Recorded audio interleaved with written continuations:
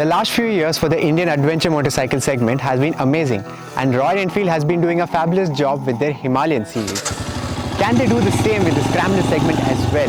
Let's find out, because they have launched the all-new Scram 411. What's up, RevvHard fam? Here's the Scram 411. Let us find out how this is different from the actual Himalayan.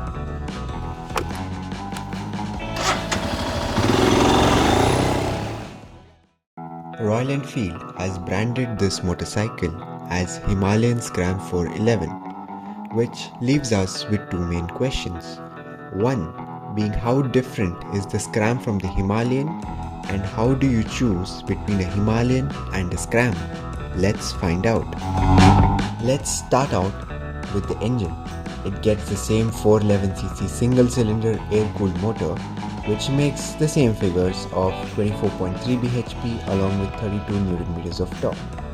But what Royal Enfield have done here is that they have retuned the engine to be a lot more smoother and have downed the vibrations, making it a more refined motor than what was previously found in the Himalayan. The lower end torque of this motorcycle is amazing. You can cruise through traffic in the higher gears easily without a need to work with the gears. Although the top end of this bike is something where it struggles a lot. We managed to get a top speed of about 120 and the bike felt like it's gonna come apart. The Scram is equipped with a 5-speed gearbox, which is very convenient and has pretty smooth upshifts and downshifts. Although a 6th gear would have actually been like a cruise gear to help cruise at a higher speed with lesser vibrations, making those long rides a bit more comfortable.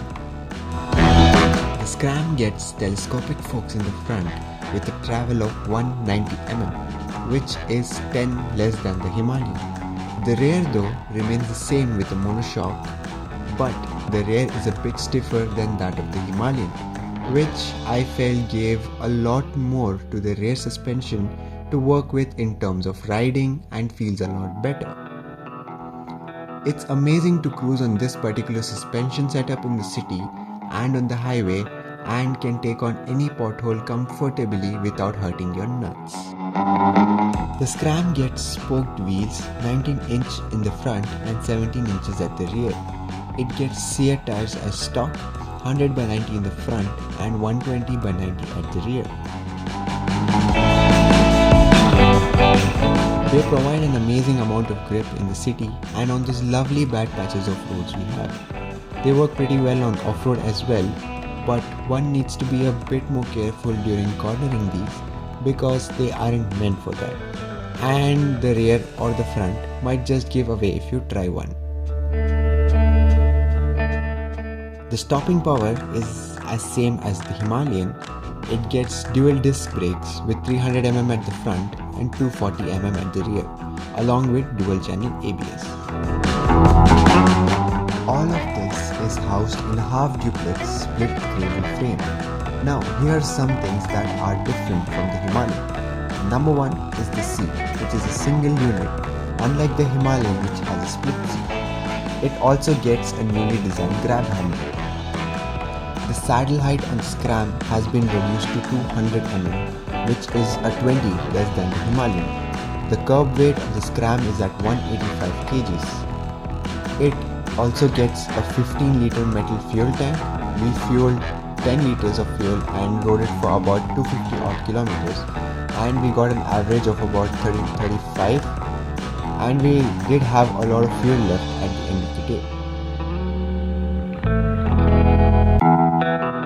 The Scram gets the same instrument cluster as with the Meteor.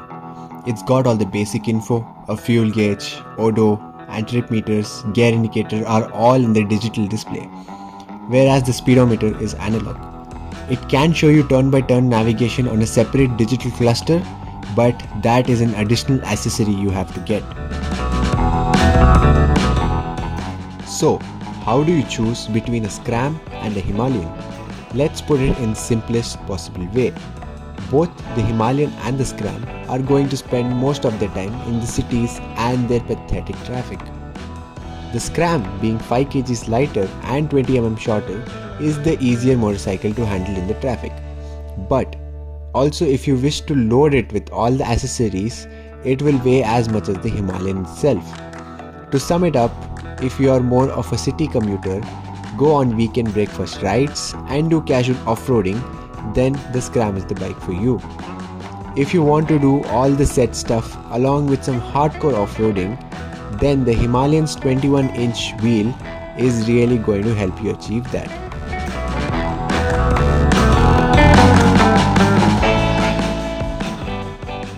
The Scram 411 is more of a Himalayan. And it is more of a scrambler as well. So we would prefer you go down to the nearest showroom and test ride before buying one. I hope you liked the review. So don't forget to like, share, subscribe and rev hard.